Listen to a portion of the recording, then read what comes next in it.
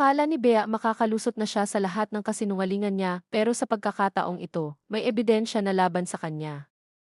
At ang ending, tuluyan siyang tinanggal sa trabaho.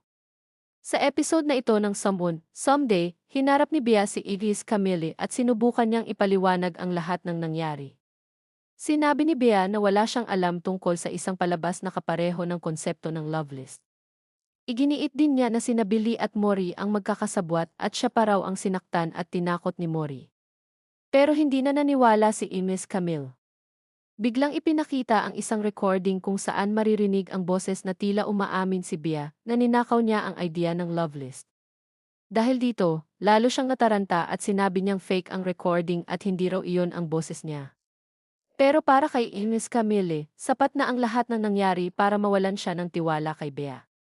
Inamin ni Ines Camille na nagkamali siya dahil hinayaan niyang manaig ang competitiveness niya at dahil pinagkatiwalaan niya si Bea. Pero ngayon, napagtanto niyang malaking pagkakamali iyon. Dito na tuluyang bumagsak si Bea.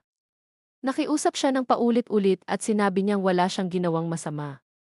Pero pinaalalahanan siya ni Ines Camille na may sapat na dahilan para tanggalin siya sa kumpanya, lalo na dahil sa falsification of documents at fraud. At sa huli, wala nang nagawa si Bea kundi umalis.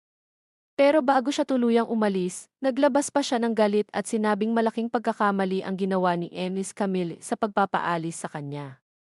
Sinabi rin niya na sina Billy at Camille ay magsisisi sa ginawa nila.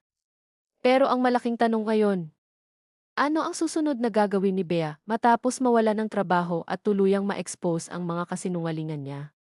Kung gusto ninyong malaman ang susunod na twist ng Someday, huwag kalimutang mag-like, mag-subscribe, at i-comment ang inyong prediction.